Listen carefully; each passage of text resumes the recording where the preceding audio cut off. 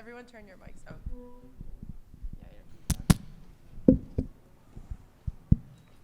Hello, hello. All right, cool.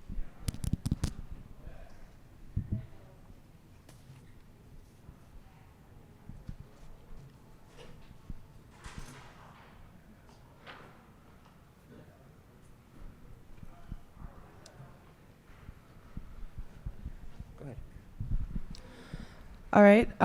Hello, everyone, and thanks for coming to this panel today called "What Was the Hashtag Resistance?"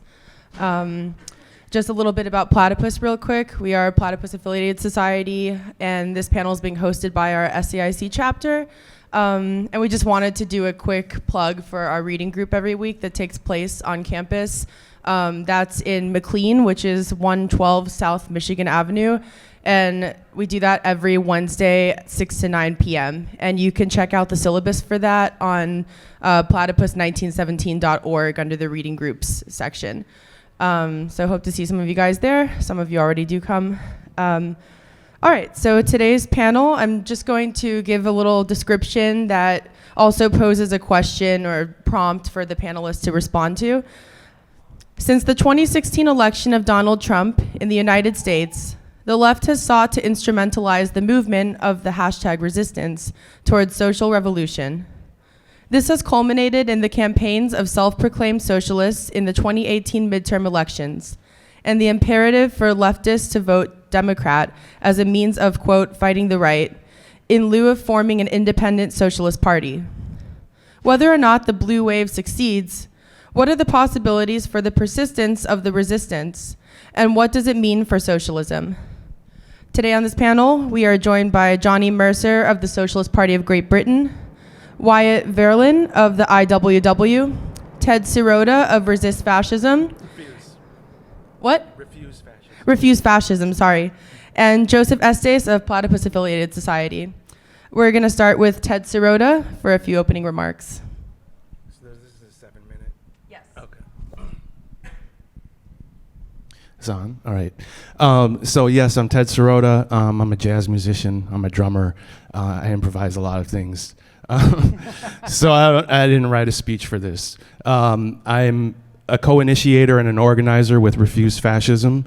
And we're a national organization that has been calling this regime a fascist regime from day one. And we are saying that it's going to take millions in the streets with a persistent struggle, not a nonviolent resistance in the streets, sustained with a determined struggle to drive out this regime. So our cry is that the Trump-Pence regime must go, this nightmare must end. We refuse, in the name of humanity, we refuse to accept a fascist America. And we stand by that. I also started a group called Degenerate Artists Against Fascism. This is our t-shirt. Because many of my great-grandfather was murdered by Nazis in Poland along with his entire village, every man, woman, and child, one survivor. Dozens of my relatives on my mother's side were wiped out in the Holocaust. So I grew up with this story of fascism and understanding and learning from a child how the mind works and how this game is played. And personally, I saw it right away with Trump. I mean, it's the fascist tactics were just apparent, the language, the coded and uncoded things that have been happening. So what I want to do is just read, we have a statement from Refuse Fascism that we just put out post-election here, and I'm casual like this because we were out in the streets today. We're at Federal Plaza. We marched up to Trump Tower. We think that what happened on Thursday with the response to this appointment of Whitaker is an important move by the regime in this internal struggle within the ruling class of how the future of this empire is going to be, how should we say, managed or, commandeered. What's the direction that they're going to go in? There's a struggle, there's a split in the ruling class now, and it's gotten to the point where it's hotter and it's more intense than it ever has been in the history since the Civil War. How is that going to play out? Does it depend on us, the people? We're the missing crisis.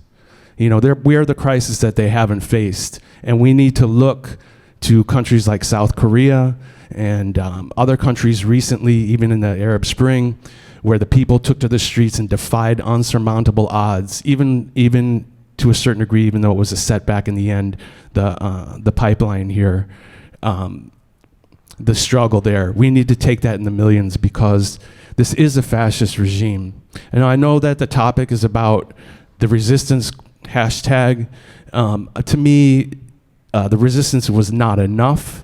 It's not actually a resistance. It's not a real resistance. The resistance that I saw, the lead resistors that I saw were the disabled people from, I forget the name of the organization, but when the healthcare crisis, not the healthcare crisis, but they were going to repeal Obamacare, and you have the most vulnerable, most disabled people in society going in their wheelchairs in the Senate and getting arrested en masse and saying, hell no, we will not accept this.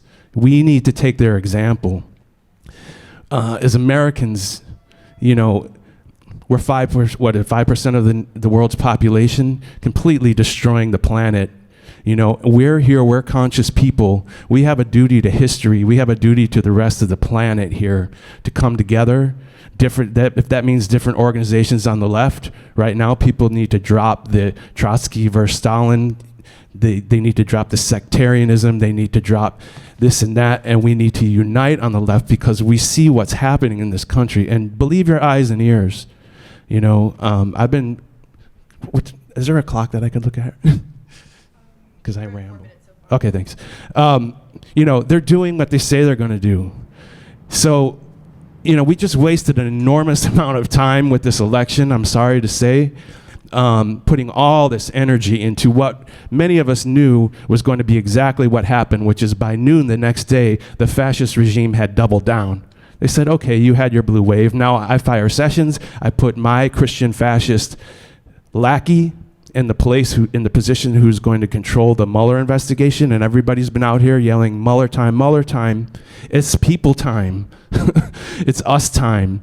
And, you know, I have two daughters. They're 24 and 20 years old. I have a grandson coming on the way.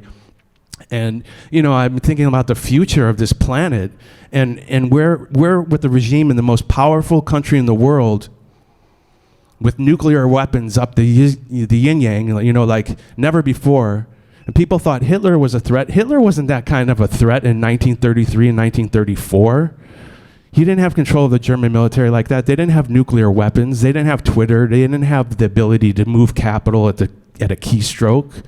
They didn't have a turnkey police state that was enabled and reinforced, and the wheels were greased by Democrats or, say, the Weimar Republic in that position. But in 1938, and by the way, it's now, I believe, if I can do math, I can't really, but I think it was the 80th anniversary of Kristallnacht, which is the night of broken glass in Nazi Germany, where they really unleashed the thugs and the brown shirts in society.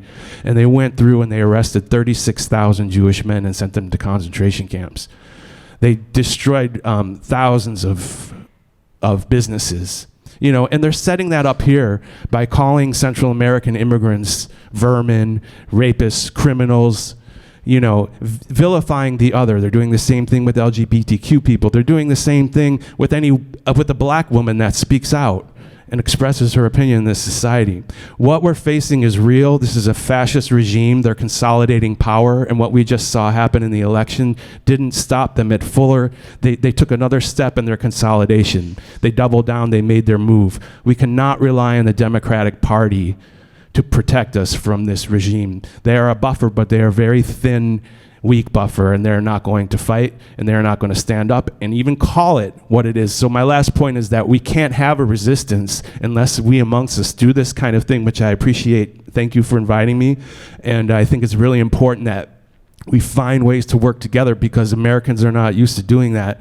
We're all these separated, you know, they've created consumers and individuals, and now is the time where the other side, their years and decades of organizing in Christian fascism has come together, and they're holding state power. And we are what's between them and the rest of the planet. We need to step up and accept our responsibility. I'm willing to work with everybody and anybody in here, and where we can unite. We can struggle, we can unite, and we can struggle again and keep fighting them, because nothing short of the future of the planet and really every living thing on it is at stake right now. Thanks. Thank you, Ted. Joseph? All right. So I'm the president of the Platypus Affiliated Society, and really quickly I just want to clarify that my statements here are not the opinions of Platypus. In fact, there are a lot of people who would probably disagree with some of the things I'm going to say. Right, Platypus doesn't have political positions per se. Speak a little more directly into the mic. Platypus doesn't have political positions per se, and so like what I'm articulating here is more about my experience on the left. And I invite disagreement and discussion. All right, so the resistance isn't a movement. It's a hashtag, a marketing ploy, a virtual banner that the Democratic Party has lifted in hopes of benefiting from mainstream discontent with Donald Trump's presidency, even with when those discontents could be just as suitably directed at the Obamas or the Clintons. When the millennial ranks of the sectarian left took to lifting this banner, they look less like soldiers at Iwo Jima than tourists posing as though they were holding up the Tower of Pisa. Of course, the rhetorical implication of the word resistance is that the United States of America, like France in the early 1940s, has been conquered and is being occupied by alien forces. Trump is either a reincarnation of Adolf Hitler himself or Philippe Pétain, which the left can't decide. But either Trump is single-handedly bringing about the end of the world, or he's a puppet of more sinister forces. Initially, this was Bannon and the alt-right, but more recently it's become a Russian plot raised from the ashes of the Cold War. Either way, the assessment is the same. We live under the hard thumb of a fascist regime. Democracy is not just being threatened, but swiftly destroyed. One of the problems with this interpretation is that while Trump may be a demagogue who represents a danger not only to immigrants, racialized ethnic minorities, sexual and gender minorities, but to his own supporters as well, while he may be this and worse, he simply isn't a fascist. And calling him one only serves to blur important historical and political distinctions that need to be kept in the mind of any critically thinking leftist who might even hope to maneuver through the repercussions of the politics he's ushered in. History is important not because it repeats itself, which it doesn't.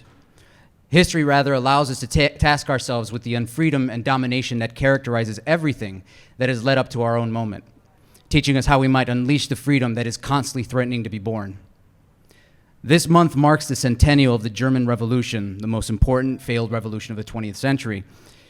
It was out of that failure that fascism emerged in the shape of a self-organized paramilitary militia, or militias, of soldiers who had returned from the front. And it was in the name of and in support with support from the social democratic government, the socialist government that was in power at the time, that they assassinated the leaders of the revolution. Fascism would have emerged in Russia first in the form of the Black Hundreds had the Russian Revolution not stopped short its machinations. In both cases, it was a phenomenon specific to a crisis of the state brought on by socialist organization of the working class within bourgeois society in a manner that, historically speaking, was specific to the conditions of the late 19th and early 20th century that Lenin and others before him referred to as imperialism. Again, to be specific as possible, fascism entailed in integrating the middle classes into the state in an effort to curtail the influence of finance capital while destroying democratic working class institutions. First off, Trump isn't organizing, let alone militarizing the petty bourgeoisie. Rather, it's the Democrats who remain faithful to a long history dating back to the New Deal, if not to the progressivism of the 19th century, of structuring the state according to the absorbed concerns of the middle class.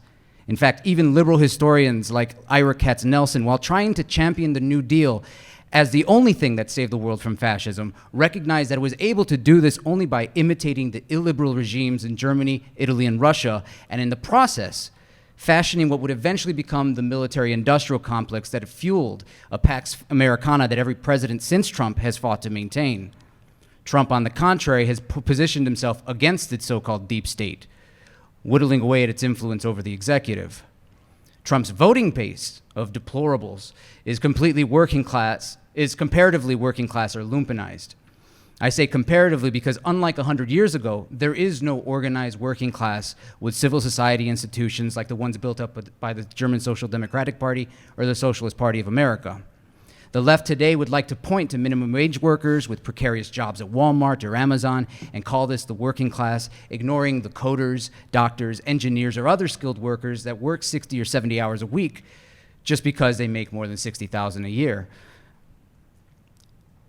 For Marxists like Eugene Debs and Rosa Luxemburg, the proletariat was not a sociological demographic. It was a category of consciousness organized in the struggle for human emancipation that emerges from the crisis of bourgeois society. That consciousness and the concomitant coherence of the social body in which it manifested have self-liquidated over the course of the 20th century. This is what Marxists mean when they say that in order to have fascism today, there would have to be a left. Fascism was a weapon developed by capitalism in order to protect itself from the revolution being brought about by mass socialist parties. As long as those parties and their institutions don't exist, capitalism doesn't need anything nearly as coherent as fascism to do its dirty work.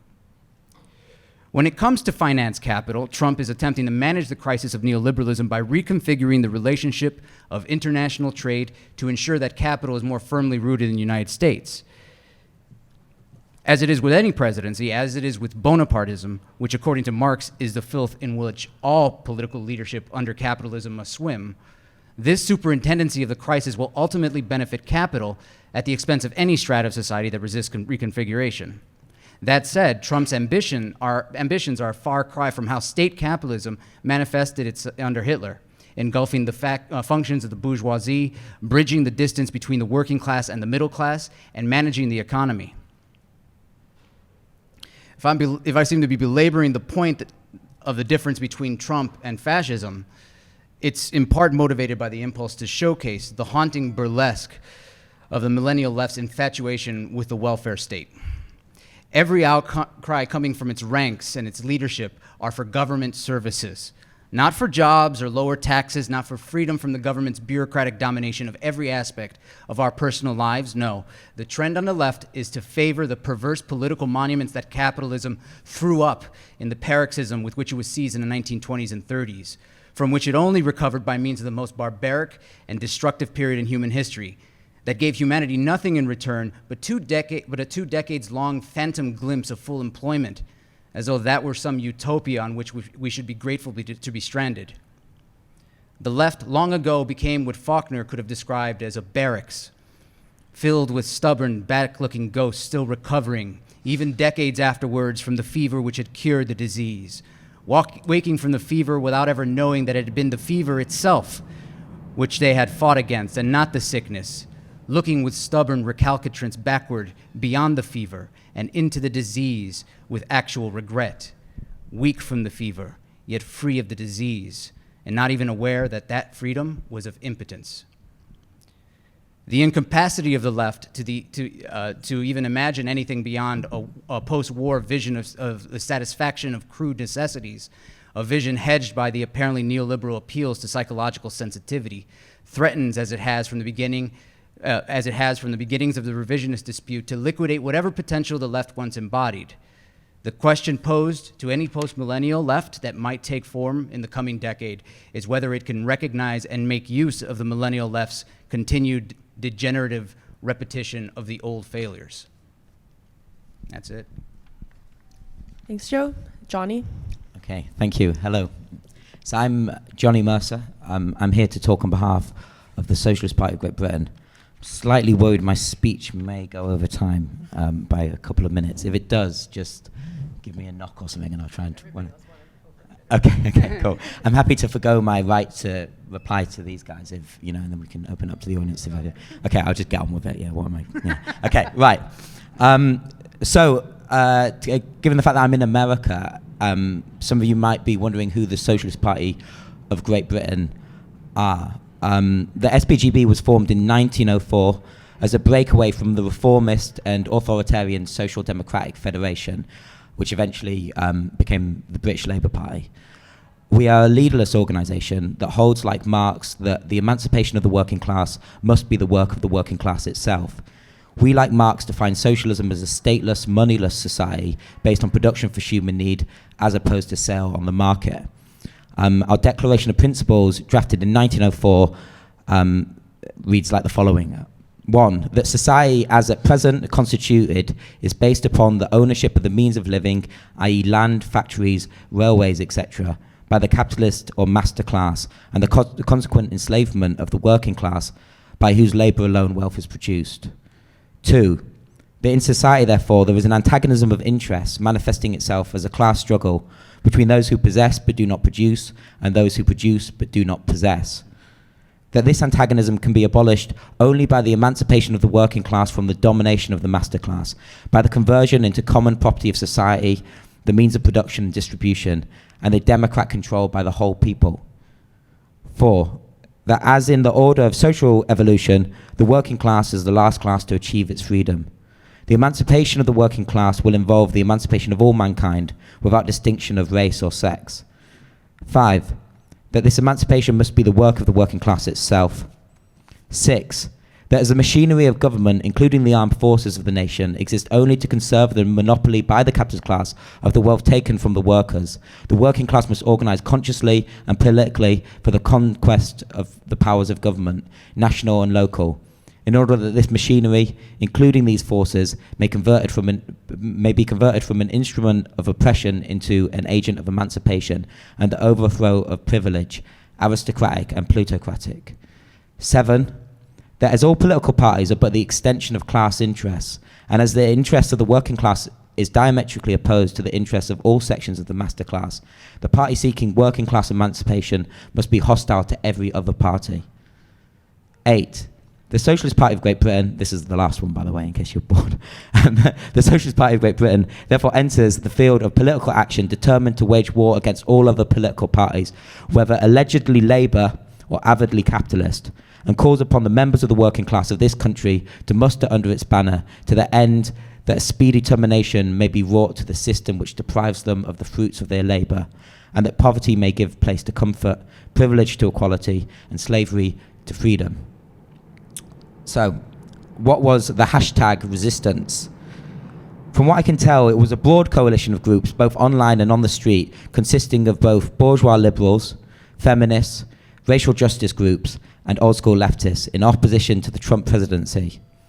One defining feature of the resistance was the Women's March.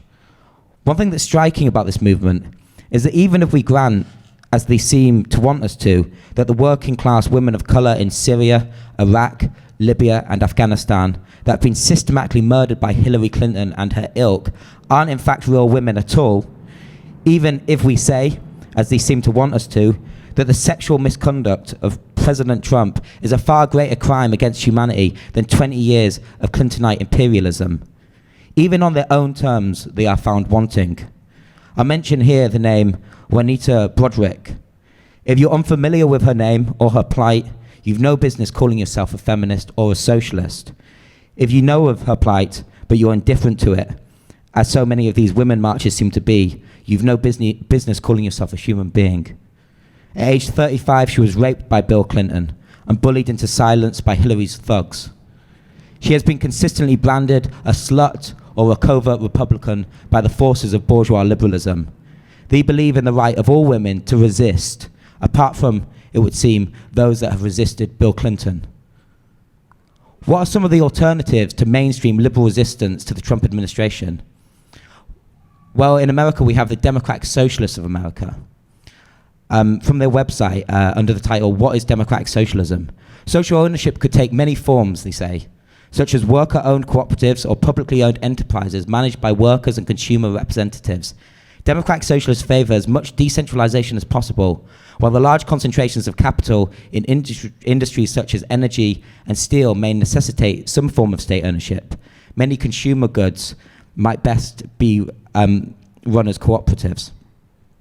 So a combination of free market, workers' enterprises, consumer representatives, and state ownership, not to mention a post-capitalist future that still has, well, capital.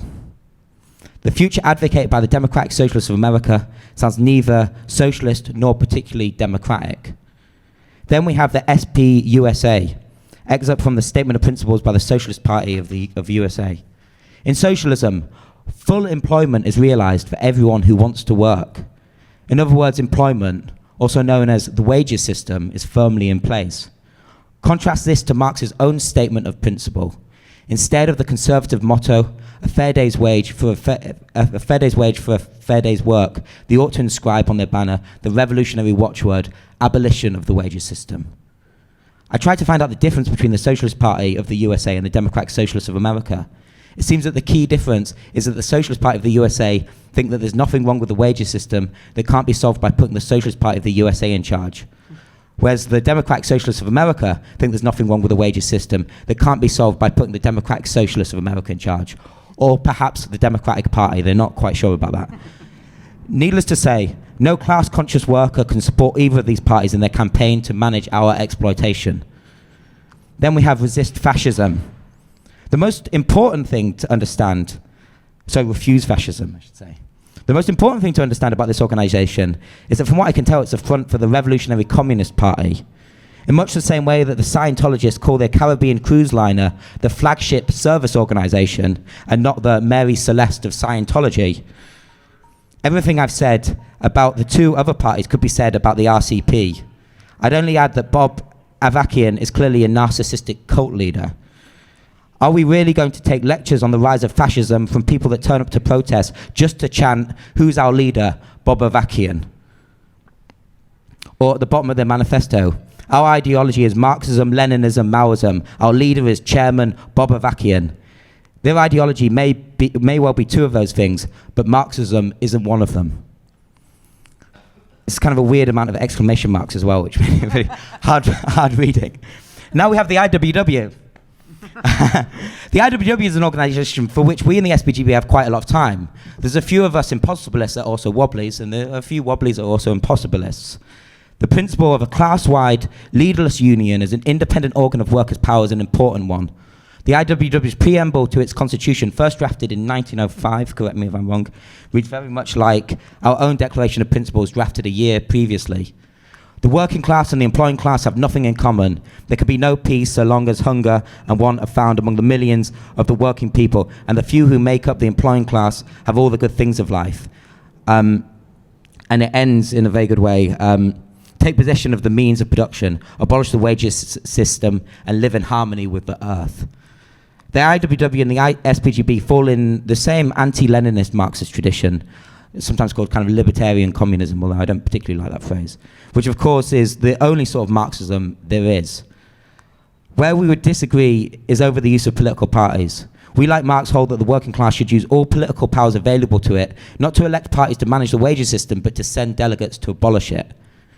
This political aspect of the revolution is important, but only the icing on the cake. What's vital is there's an economic organisation at grassroots level in workplaces and communities in order to manage the transfer from the wages system to production for human need. The IWW, or an organisation like it, may well be what's needed. Before you can have socialism, you must have socialists, however, which is why the right combination of IWW-style workplace agitation and SPGB-style propaganda is what's needed right now. Ending notes, okay? The smug, self-titled resistance clearly want to tie their movement to the brave working class anti-Nazi resistance of 30s and 40s Europe.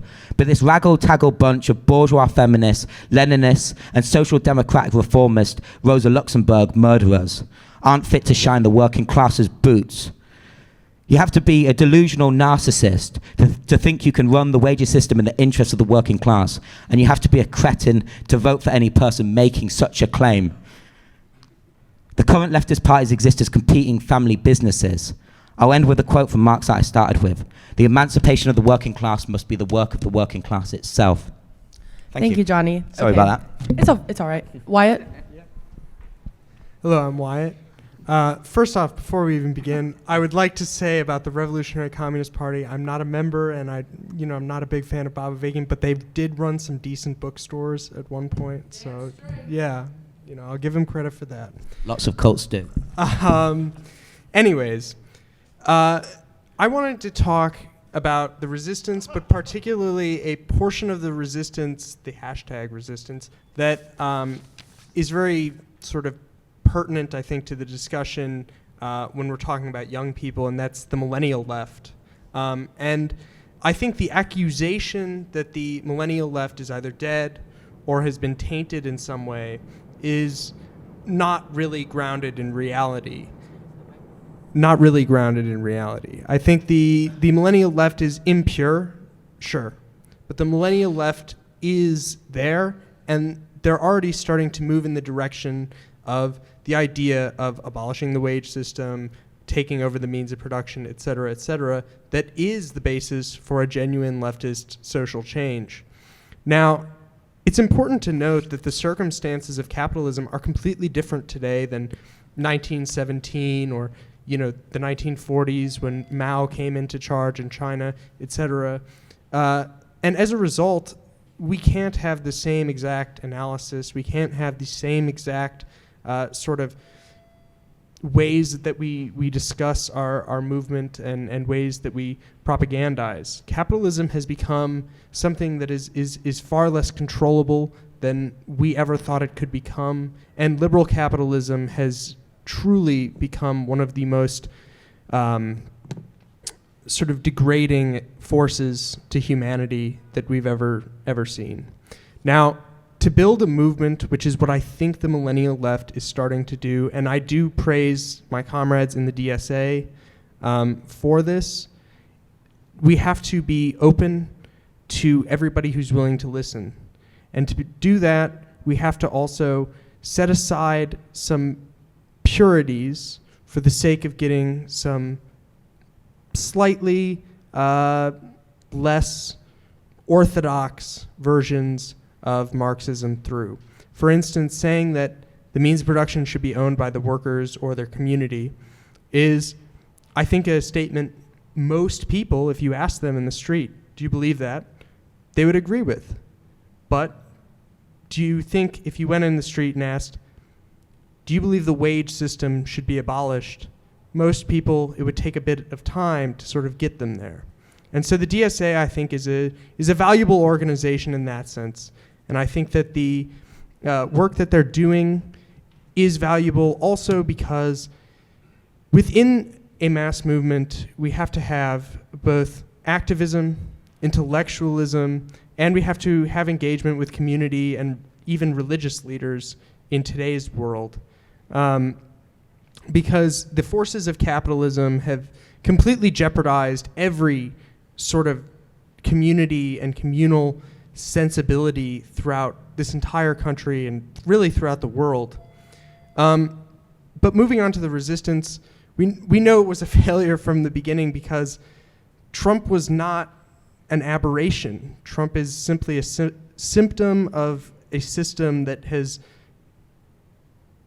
just always kind of been this way. There's never been a time when capitalism was not prone to fascism.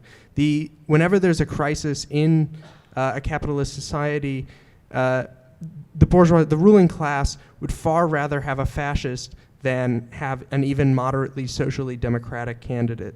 And that's being proven again and again throughout the world. We saw it in Brazil recently with the election of Bolsonaro. I think that the idea of electoralism, while it is bourgeois and it's not necessarily, it's not revolutionary. We're not going to have a revolution because we elect Bernie Sanders president. Obviously. But with that said, I think that seizing power on a local level can involve some electoralism, and putting candidates who support some of our causes in power is actually an imperative, because the global ecological crisis is, I think, the defining issue for our time. The simple fact is that we have about 10 years left to rapidly reduce our CO2 emissions, or life on this planet will be in jeopardy. And it's not getting better.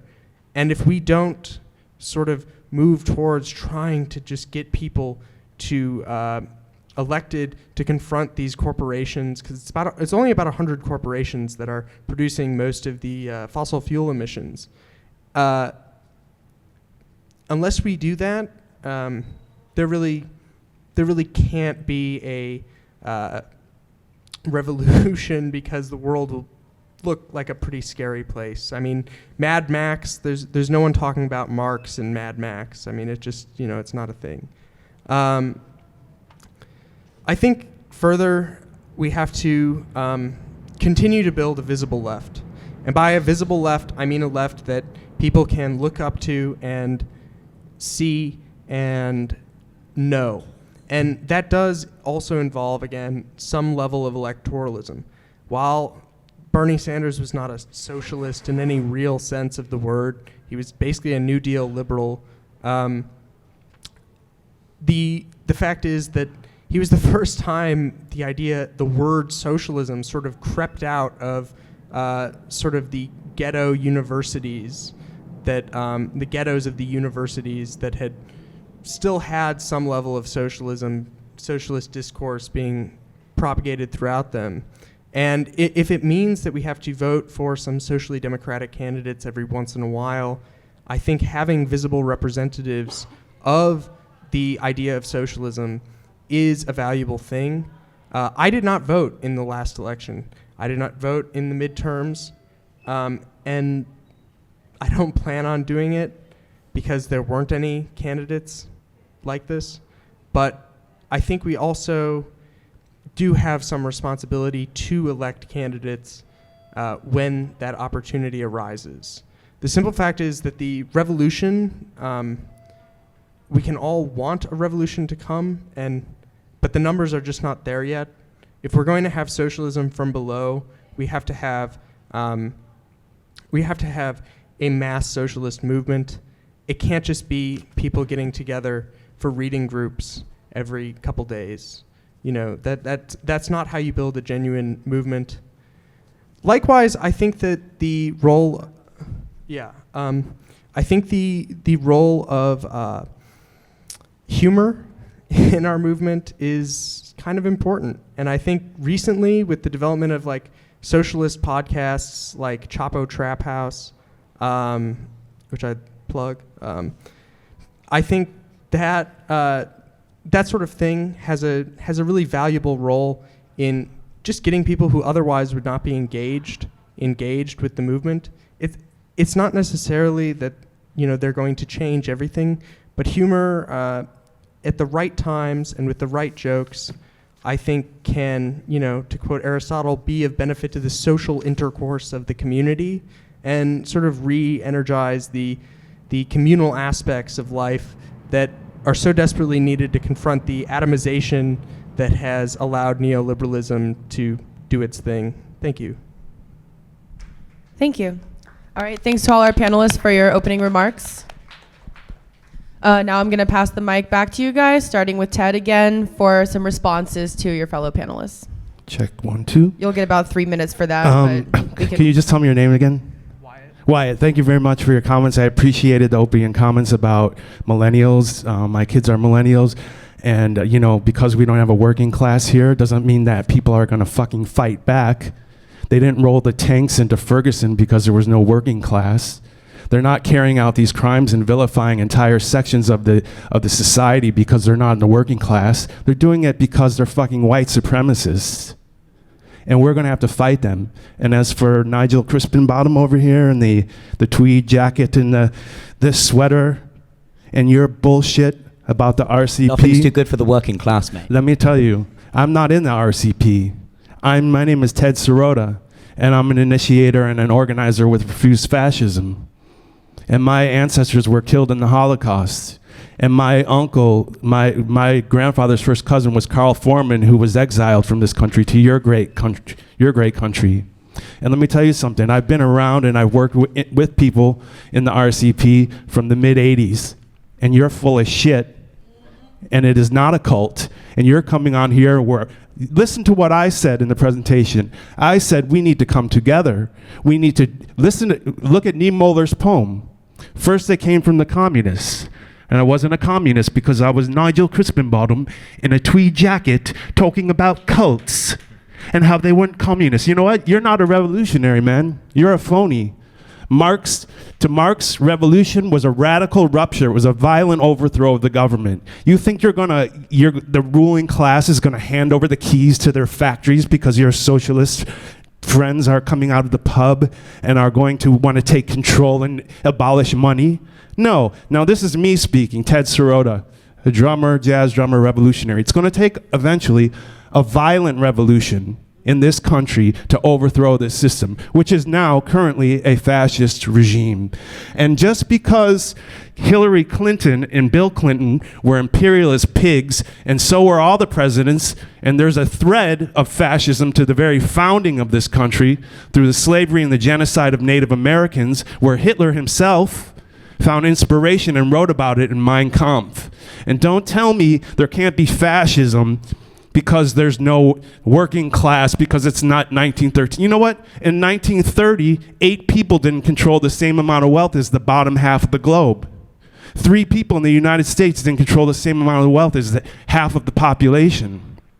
Your whole path is bankrupt. And coming out here and attacking Hillary Clinton and talking about some woman who Bill Clinton raped, while fascists are literally putting babies in cages and sending 15,000 US troops on a lie, vilifying people, the most vulnerable people in the world coming here for asylum with their babies, and you're saying ho-hum. Yeah, we know Hillary Clinton. We know Obama bombed Yemen. We know these are all war criminals. This is worse.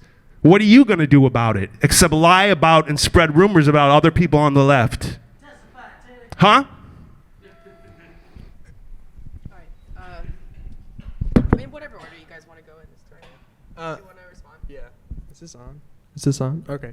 I'd like to respond to that. First off, I think like the way Bob Avakian is worshipped is pretty cult-like. It's a little odd. I mean, let's just be honest. The simple fact, though, is that fascism comes out of crises of capitalism, and I don't think we're yet at the fullest crisis that is going to emerge soon with the global ecological crisis. And what my organization, the IWW, is doing with organizing people in workplaces, organizing people at fast food chains, organizing prisoners who have been basically forced to become slaves of capital, these things are all actual actions that are working against the sort of liberal imperialist groups that have dominated American politics before, and now the conservative capitalist groups that are dominating America right now. Let's not forget that Donald Trump has really not governed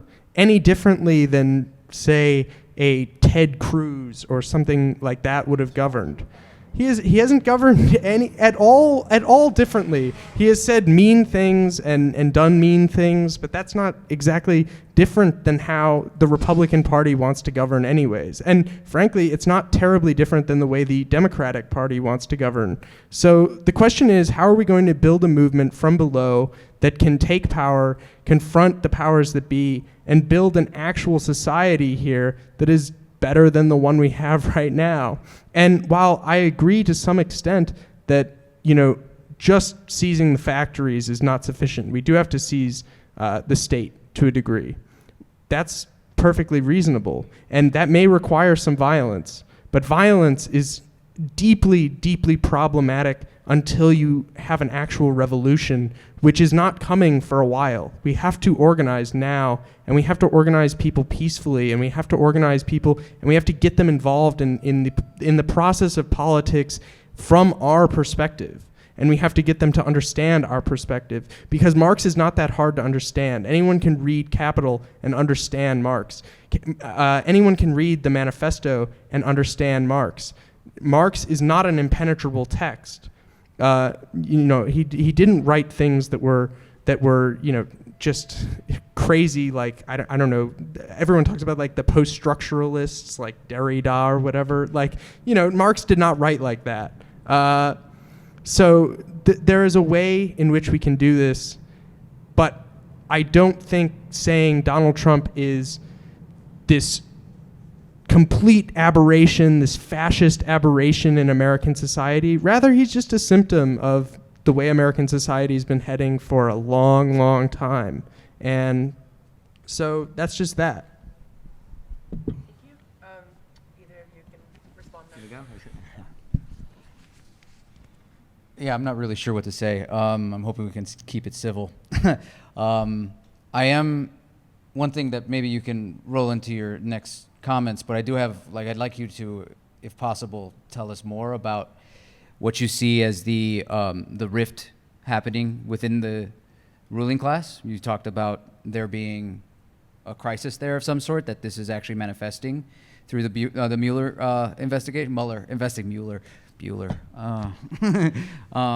And yeah, it was like, hopefully I'd like to hear more about that, because I and what it means for the work that you're doing, or how you think that the left would, its response would actually position it with respect to certain events that you might anticipate. I don't know if that makes sense. Okay. What else? I don't know. I felt like left out of all the shit talking. Sorry. I had some for you, man.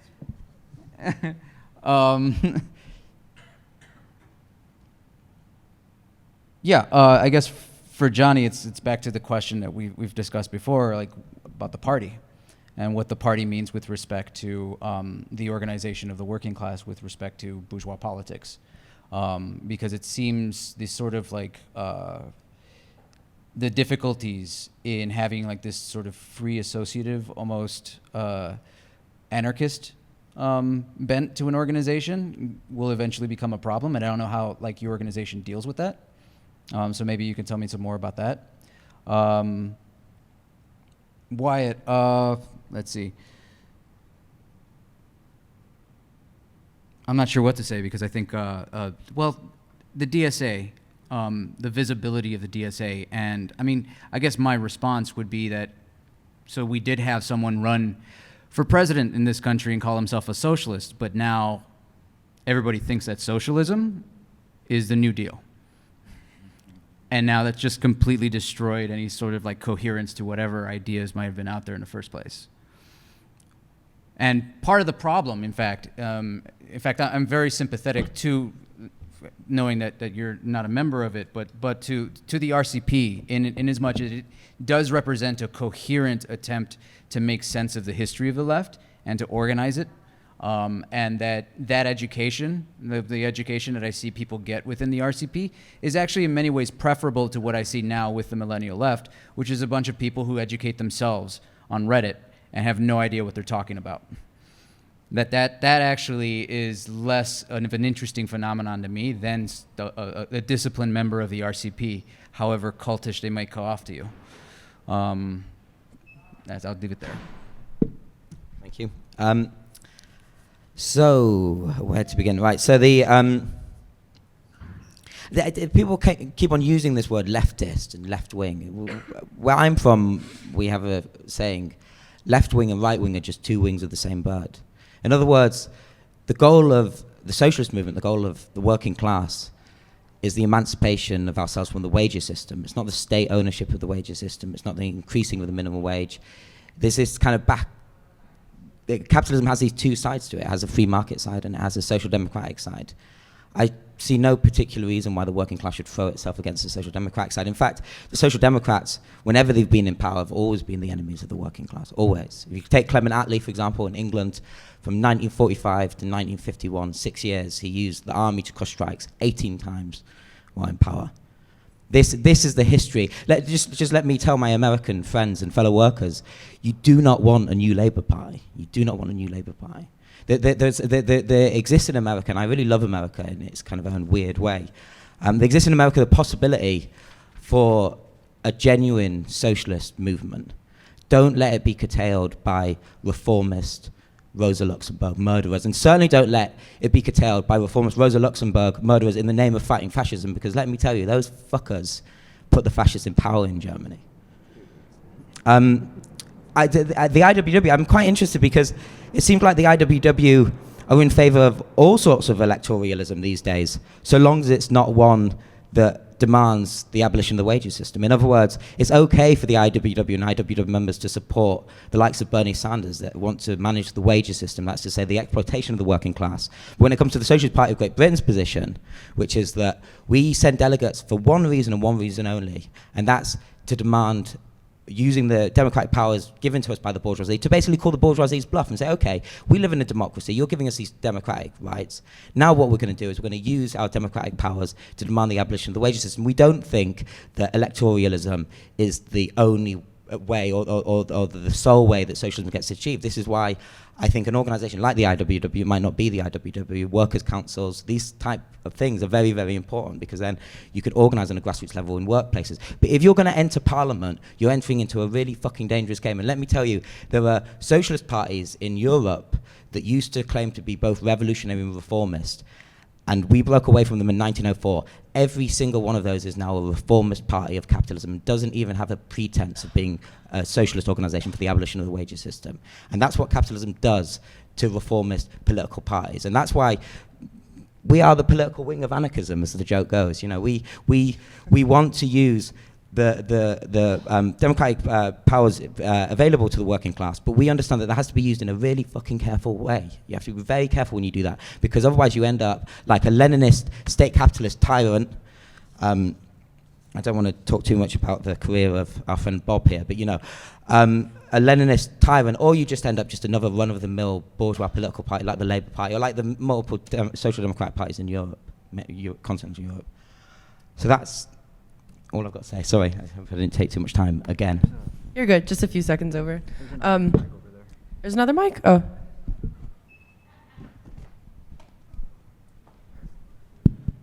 All right. So we're going to open up the floor for questions now. Yeah, first come, first serve. So let's start with Gregor. Sorry, let me bring the mic to you. Thanks. First of all, to Johnny. Sort of you spoke to the American situation and American political groups. I wonder, so usually people say that what happens in Europe with Brexit and the alternative for Germany and so forth is a similar wave to what's been happening in the US with Trump. I wonder what the SPGB has said in response to Brexit and the entire wave of so-called populism in Europe. And to Ted, just a question. I'm not sure if you recall, but after Johnny had gotten under your skin a little bit, you said that the path you're from, directed at Johnny, or the tradition, the path you tread on is dead. I wonder what you meant by that. You said was that meant to sort of indict the tradition from which he stems, i.e. more of a traditionally sort of Marxism rooted in 19th century liberal politics, and that you and sort of, I know you're not a member of the RCP, but it's ideology stemming from the 1960s, which became more of a refutation of working class rooted politics in favor of so-called oppressed. Is that what you meant by that little, it was just like this one sentence, and I wondered what you meant by that when you said. I think you might have to paraphrase, not paraphrase me, quoting that answer, but I do think that... you can respond in the mic, yeah. I said, you probably have to quote me exactly in order for me to respond, but what I see is a lot of people like, what is the resistance? What is talking about socialism? People calling themselves socialists, claiming to carry the band of socialism, and you know, and in this country and whatever country, my point was, I don't see the ruling class, I don't see the capitalists as they accumulate more and more wealth in fewer and fewer hands and become more and more vicious. I don't see them opening up their elections for the people to decide whether they want socialism or not. So that's a dead end. Maybe that's what I said. It's a dead end path. Just very briefly to clarify, so when I asked about, you know, traditional Marxists would try to organize the working class as opposed to people on the left today are interested in oppressed minorities. The extent to which Trump's election was seen as a referendum by the American sort of blue-collar working class against the Democratic Party, sort of a turn away of traditional Reagan Democrats who voted Reagan, then Obama, and then Trump.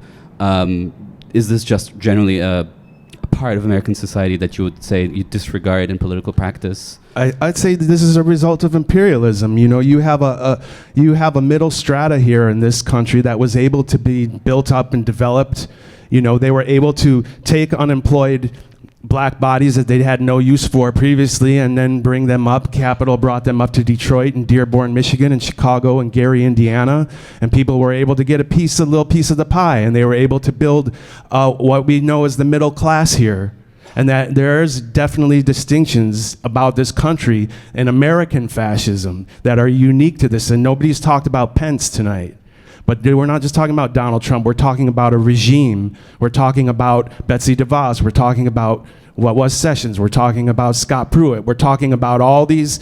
This is next level. This stuff has not happened before. I'm old enough to tell you that this is not the same old, same old. And what I hear all three of you guys saying is dancing around in circles to figure out ways not to confront this head on.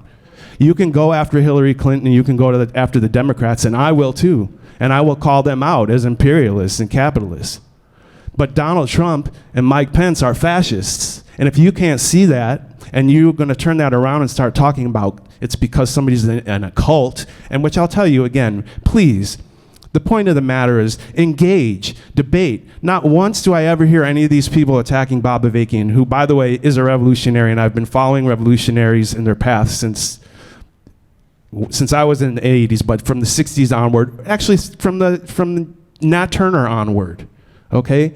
And if you want to debate and engage in the politics, that's something, but it really says something about you when you can't do that and you follow all this rumor and innuendo and you repeat the rumors and you repeat the innuendo and you don't engage in the actual politics. Because although I'm not in the RCP, I am a revolutionary, and there is no other revolutionary party in this country. Plain and simple. Yes, I'll respond to your question about Brexit and Trump, but just let me quickly say I don't think there's any innuendo here. You can accuse me of many things. I don't know what the innuendo is. I'm telling you, Bob Avakian appears to me to be a cult leader. This is innuendo. Based on the fanaticism of his members, based on you guys turning up to these demonstrations to chant that he's your leader, it follows in a long Leninist tradition of cult worship. Anyway, I'm here with Refuse Fascism. Refuse Fascism has many organizers throughout the country who have nothing to do with the RCP. We have libertarians, we have Democrats, and what you're doing is a losing strategy for history and for all of us. So what I'm trying to do is talk to people who know that this is a state of emergency and will believe their eyes and ears and will understand history and see what's happening in front of our eyes, and we need to do something about it. And sitting here and making up excuses about how the left, how we cannot define this as a fascism and you're a cult, and there's no debate on the read this and tell me what you disagree with. Afterwards, you can email me. It's not from the RCP. It's from Refuse Fascism. Okay, sure. Should I respond to? Did you want? Yeah. And then I can do the just a Brexit, quick follow-up, just for clarification. I don't represent the IWW's official opinions necessarily. So when I talk about electoralism, I'm merely talking about a slightly pragmatic strategy that I somewhat endorse, not wholeheartedly, not anything else. As to the question of whether Bob Avakian is a cult leader and the RCP, et cetera, I think this can be answered really simply by just saying the IWW nobody worships Michael Harrington, in the DSA. Nobody is worshiping the martyrs that died in Haymarket Square. These things don't really happen. There's no official IWW sort of chairman that we call Chairman Joe or whatever. And so I think it is a question of whether your organization is from the bottom up, and I think a proper Marxist organization is from the bottom up and allows for that sort of dissent. I quite agree with that. The SPGB, and very much to the credit of the IWW, have no one to worship, and that's what's important. There's no one to worship. Okay, I'm going to respond to his Brexit point if it kills me. Yes is the answer. I think there's a lot of comparisons you can make between Brexit and Donald Trump. Disenfranchised, white working class people, pissed off, out of work, in a post-Reagan, post-Thatcher economic landscape, themselves just being a reflection really of the needs of capitalism in the 1980s. The support and the turning towards racist populism, is certainly comparable. I think that what's definitely comparable is that it both comes down to the failure of liberalism, of social democratic reformism insofar as it ever existed in America in the first place, and certainly insofar as the Labour Party have really consistently sold out the working class. And it's a desperate vote by stupid fucking workers, my fellow workers who are just a bit daft basically and need to be need a bit of bloody socialist education. The antidote to Brexit, to Trump, is a socialist understanding of the world. It's understanding that a white worker has more in common with his or her black fellow worker than either do with some New York fucking bourgeois like Donald Trump. Okay? So that's, yeah, so I think the comparison works to an extent. Okay, so Wyatt, you're my friend, but I just wanted to ask you something. So I guess this has already been articulated by the panel in other ways, but how do you explain the fundamental fact that social democracy has been around for so long, and they have pretensions of playing the long game and pragmatism, but where has this gotten us if it's been around for at least 100 years? And look, we're in America, there's a Target right across the street. Barely anything has happened. It just seems to me to be startlingly ineffective, and the DSA in particular seems to be kind of like a sheepdog, and kind of absorbing would-be leftists into this kind of Bernie New Deal type of damage control thing. So yeah. Well, I would like to go into it and point out that social democracy, I'm not necessarily saying social democracy is going to lead to a revolution. It's obviously not. That's an absurd thing to say. With that said, I think the idea of electing people who are visible to the vast majority of people who call themselves socialists will enable people to seek out socialist resources. They'll say, oh, this guy's a socialist, he has really good ideas. Maybe I should look up what this means, and maybe they'll start reading some Marx, and maybe they'll start to become even more radical, because I have actually a friend in the DSA who's working on a caucus within the DSA called the Dsa Refoundation Caucus, and their goal is to really bring Marx fully into the discussion of the DSA and into the daily sort of life and propaganda of the DSA, and to do so effectively is to be inclusive. And we have to get past this idea of, Mark Fisher called it the vampire castle, famously, that we should just be, this impenetrable shell that is constantly criticizing everything and everybody, who isn't totally perfect and totally orthodox in their politics.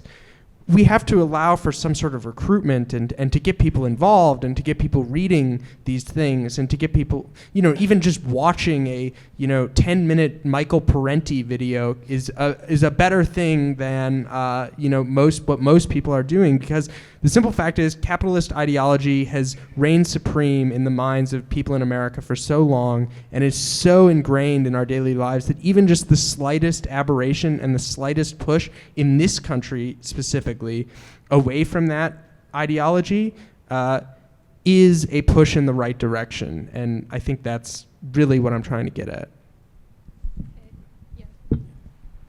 How y'all doing? My name's Gus. I'm a buddy of Ted's. I'm ResistFascism and I'm a libertarian. But I sort of have a two-part question. One for the whole panel and then one for the gentleman in the middle. John's your name, right? Okay. I've been working this, Jesus, I've been working on a part-time basis politically for easy about 14, 15 years now. About as old enough as I was physically strong enough to carry signs for my dad.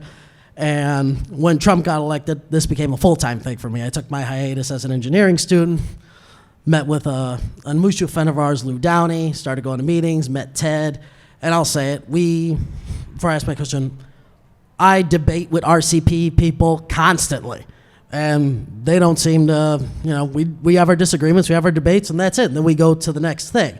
Because I know IWW, some of your members have come to our events. In fact, my neighbor, Kurt Schmidt's with IWW. And DSA, I got Alec Hudson and a couple people from DSA. They're great folks.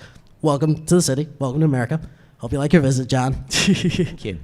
But so sort of a big thing is what I find, and I tell people I have a Refuse Fascism button. Sometimes I hand them out. But I work with different groups, and one thing I found is, besides organizing for events and organizing for strikes and phone banking, one thing is sort of I found, like you said, some people really don't know what socialism is or the difference. And one idea is, let's have a sort of education program, at least outreaching. One thing our group has done is we've outreached to college kids and high school kids. And I don't know if you guys, but I've been talking to different people from different groups trying to say, hi, my name's Gus, and we refuse fascism. You want to work on something. And would basically, besides, the ideological differences, I think we all have the same enemy, at least right now. The enemy is, besides two things, Trump and capitalism.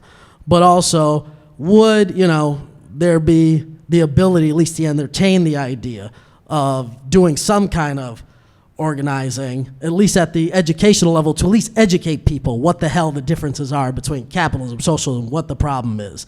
And also for John in the middle, this issue with Brexit, I know about it. I'll say it as someone here in the States. It didn't matter to me if Britain was in the EU or not. But what right now, from my own analysis, I'm not a professional pundit, but it seems like the odds of Labour winning the next election could be high. What has your organization done to do, because like you said, you've criticized, that people in the working class and the lower middle classes, you call them dumb, but has your organization done anything, I don't know, to outreach to those folks, say, this is why, you should be following us, or here's a different alternative? And with that.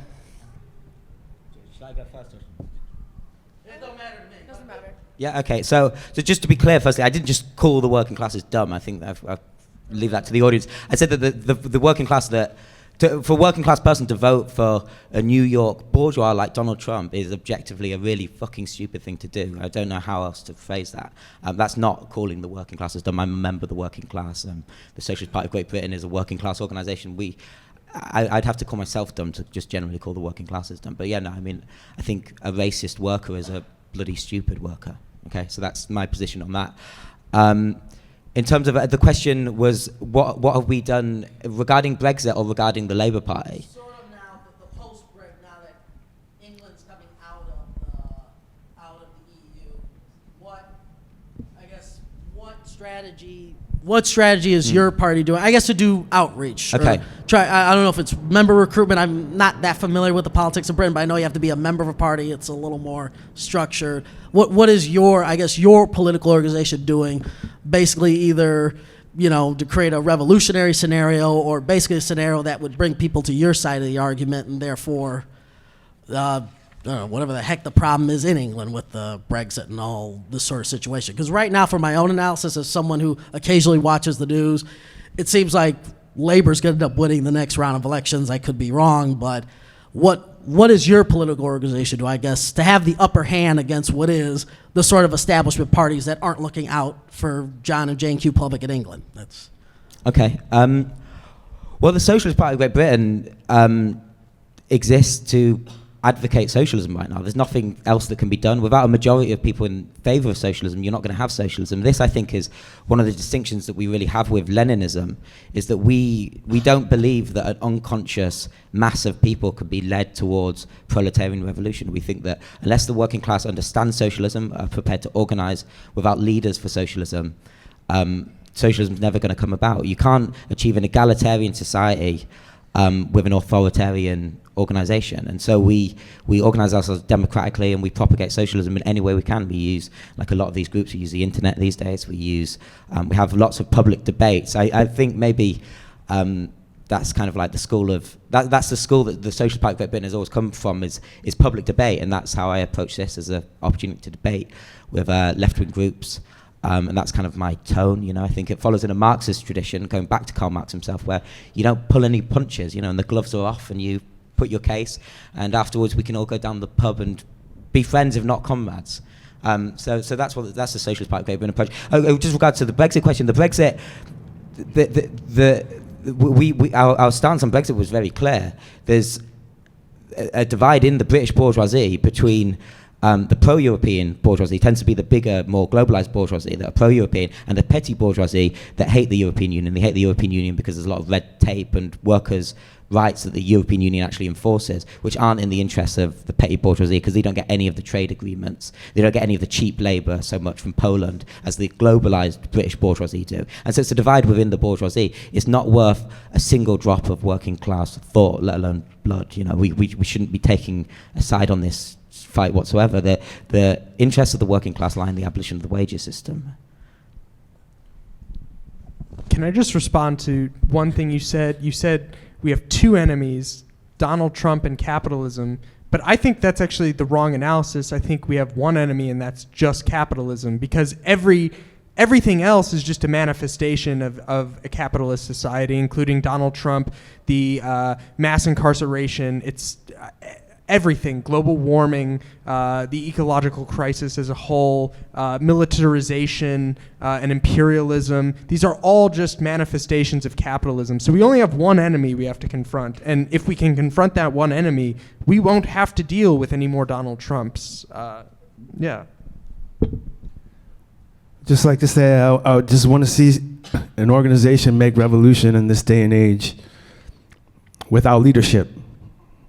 So, good luck.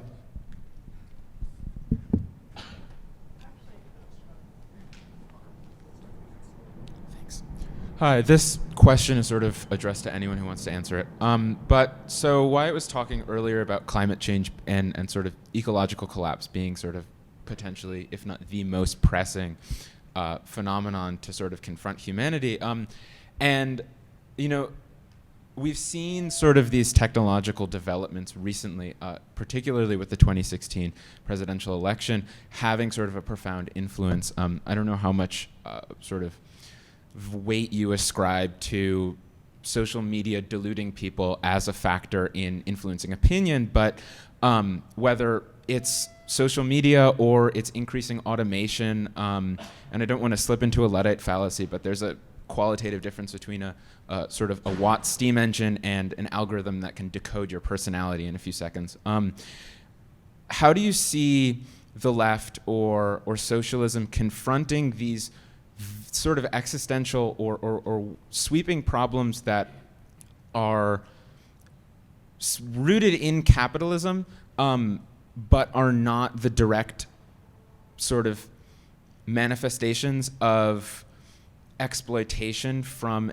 a perspective of labor relations? How do you see the left responding to mass unemployment due to automation or climate change or sort of social media influencing people's opinions in ways that are sort of ungovernable, or other sort of technological phenomena that are products of capitalism but aren't necessarily directly intertwined with sort of the machinations that suppress wages or what have you?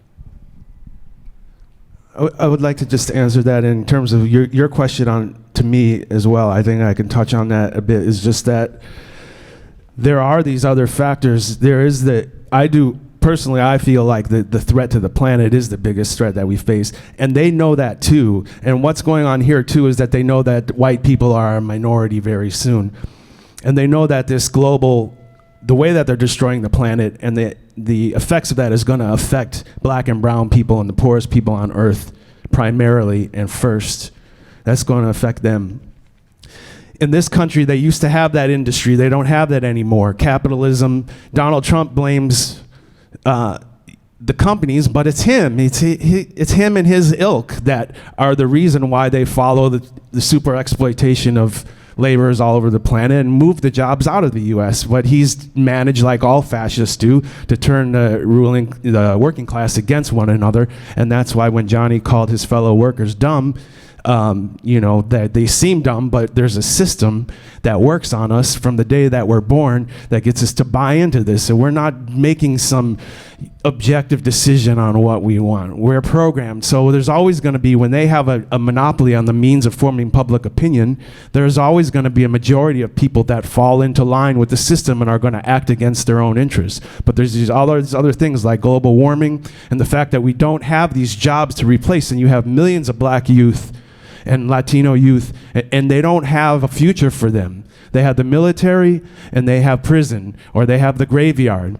So there's not solutions. So they have to come up. This is where the crisis in the ruling class comes, because you have the liberal neoliberals represented by Obama and the Democrats and Clintons, where they say we want to handle, we want to maneuver and you know, drive the empire this way. We want to maintain this post-World War II neoliberal order where we sit on top and we look like and we talk about how we're the purveyor of everything good in the world, but really we're a fucking monster, but we're getting away with it.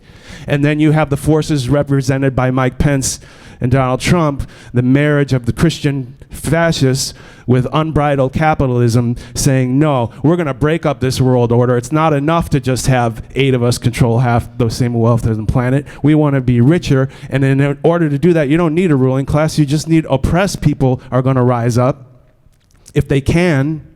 And the problem that we're facing fascism now, where they're doing further clampdown, you cannot tell me that Ted Cruz is going to manipulate the video and call Jim Acosta names in front of him and try to get him kicked out and strip people's press passage. No, this did not happen before.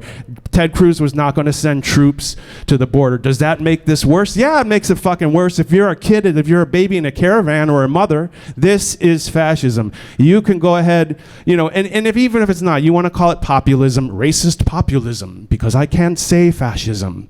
Okay, call it racist populism. But, you know, we're going to fight each other, or we're going to fight the enemy. You're going to, you know, start with ad hominem attacks and slanders, you know, and make that a key part of your quote-unquote debate, or we're going to be serious about being brothers and sisters and facing the real enemy, which is all these fucking monsters that are clamping down right now.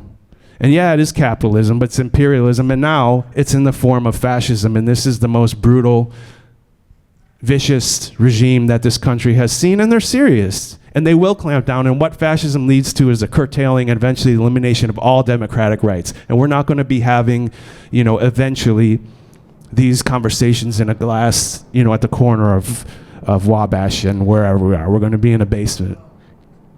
Comrade, look, the whole Jim Acosta thing is completely tangential and kind of irrelevant to everything. But I will say CNN is a bourgeois liberal network, and so it kind of ruled that Trump just was like, get out of here. I if you think that kind of ruled, cool. then you might as well stand up and get a picture with a cutout Goebbels, man, because you are being suckered and you are being fooled by this you know, counterpunch, left-wing armchair revolutionary BS. I'm sorry. It's time to move. It's time to come together. It's time to act on what's happening in this regime. Maybe I'm age doesn't mean anything, but it does in a certain sense, because I have daughters and I see how millennials are looking at this certain thing, and most kids have never even heard of Auschwitz. They don't know what that is. They don't know what the word fascism means. And we're being crushed by it right now. And we can debate here and we can talk about, well, we don't have the developed working class, so we can't fight fascism now, and it's not fascism because we don't have organized, you know, working class. And come on. But the problem is that you haven't told me what fascism is. You've conflated it with racism, with religion, which the fascists were not religious. They weren't? In Germany they were. They right. were not. They actually were actually getting rid of the religious elements in their own society and replacing it with something like so there was no religion, there was no Christian it was not a lot of priests died in those camps, man. Patriarchal society in Nazi Germany was not. Christian patriarchal society was not promoted in Nazi Germany. You've also conflated it. You've like pushed it all the way back to the origins of the United States and conflated it with racism, which means that it's not specific to the 20th century. It's not specific to capitalism anymore. It's just this like nebulous. No, fascism was coalesced in Italy, as you said, in the early 20s. There's fascistic like tactics that were used by this country from the beginning, fascistic terror, and they are still being used against the communities. If you go a few blocks from here, you look like you just swallowed something. Am I saying something that's upsetting you, or? Oh, okay, sorry. It just looked like it's the worst look on your face. This is start a on them. fascistic-like terror. Fascism. I'll read you the definition that the cult puts out. Okay. No, I actually won't read that, but I'll read this from Refuse Fascism. Okay, and this is what I'm going to read in my opening statement. The most defining thing about these recent elections is that the fascist program of the Trump-Pence regime became more consolidated and its fascist social base was more fully unleashed. Pipe bombs sent to leading Democrats and CNN. Pipe bombs. Oh, okay, but it's CNN. No, I'm not saying that CNN is not a neoliberal. Did you really care that much though? If like Debbie Washing Machine Schultz got a pipe bomb sent to her, I mean, really, like, was that really like? Were you really that broken up about that? I'm not going to answer that question. A hideous anti-Semitic massacre, the worst anti-Semitic massacre in the history of this country. Racist murders of African Americans, going into a Kroger in Kentucky and just blowing away 2 black people because they were black. All these are Trump supporters. Vicious anti-immigrant lies on an invading caravan to be met by U.S. troops who Trump said should shoot if the refugees throw rocks.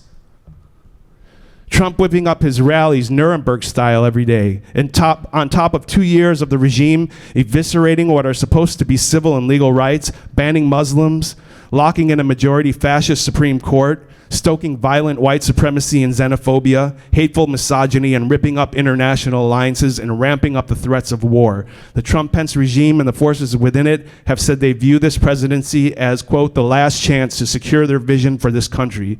This will continue and grow worse, with Trump now firing sessions, attacking reporters, doubling down on his racist nationalism, unless and until it is stopped by the masses of people, acting in fierce and sustained opposition outside the confines of politics as usual.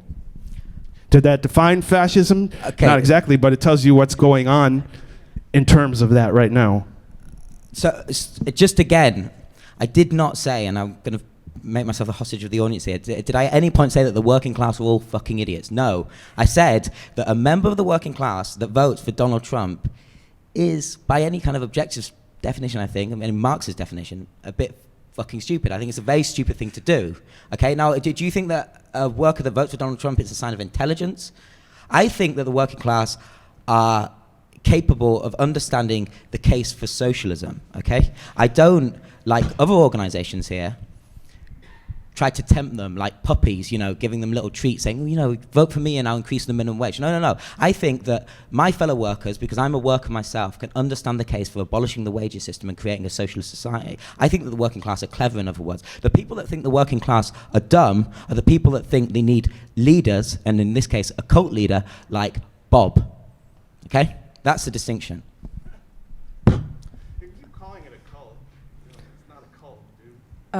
I wanted to go ahead and ask a question. So this is a pretty simple question, but I kind of wanted to just bring this back to the panel prompt. And it's directed at you, Ted, but anybody feel free to follow up to it. So I just wanted to know, like, how you define the resistance or resistance. And you've described your activity in Refuse Fascism as revolutionary. No? Well, you were talking, but you've still addressed, the urgency for like revolutionary activity. I have to separate that. Okay, so that was part of my question. What is the distinction there for you? And do you see resistance as something that, would lead to revolutionary politics? And if so, how? What kind of relationship do you see between resistance and something like, getting people to recognize the necessity of the dictatorship of the proletariat? Is there a relationship between, workers' politics and resistance? Yes, and we saw the height of that in the 1960s here in the United States, and that was the closest that it had come to a revolutionary situation in this country.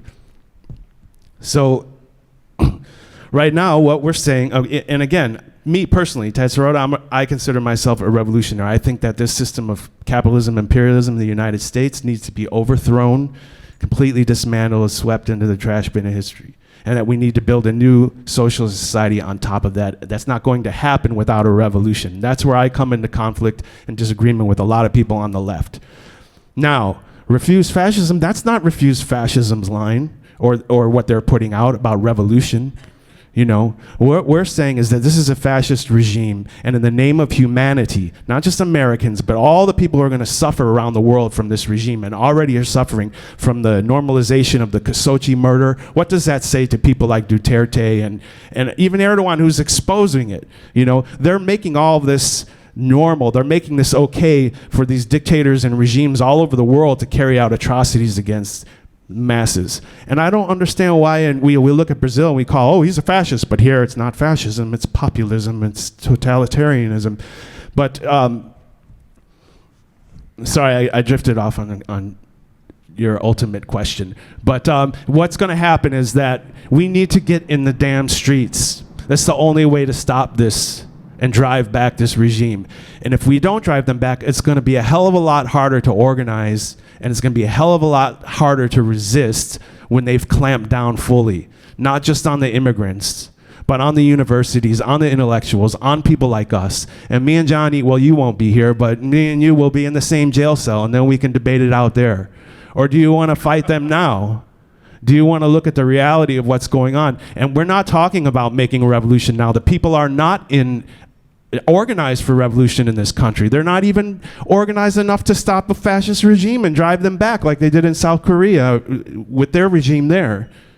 So we're trying to organize people, get them in the streets, and that is the only thing that's going to stop and create where there is a crisis in the ruling class, where they're deciding which way they're going to go, and there's these cracks, but we cannot rely on the institution and this system that brought us here to deliver us from this next fascist stage. It's up to the people. And when in that process, there's going to be millions of people coming to political life for the first time. I went to the inauguration. I was there all week, and I spoke to people coming from the Women's March, which you disparaged so horribly, and I met tons of young women. It was their first protest ever. They made their sign. I met a young woman who came with her mom. It was her first protest ever, and they had anti-fascist signs and T-shirts, and they were like, that day changed people's lives. Everyone has their first protest. Everyone gets involved in some way or another, and they don't come into this as a preformed genius who's read Capital coming out of their mother's womb, you know? Everyone starts somewhere, and it's going to take masses of people. It's going to take students. It's going to take women. It's going to take black people. It's going to take Latino, Asian, everybody who cares about the future of the planet coming together in the streets. And in that process, there will develop a new revolutionary maybe we'll put revolution back on the map. Maybe more and more people will learn about socialism, and they'll understand why Johnny keeps calling the RCP a cult, and you know why we're arguing here. And that will be more of a something that's discussed at dinner, dining room tables and amongst friends and in universities. We have to debate, we have to get into this, and we have to stop this. In that process, we will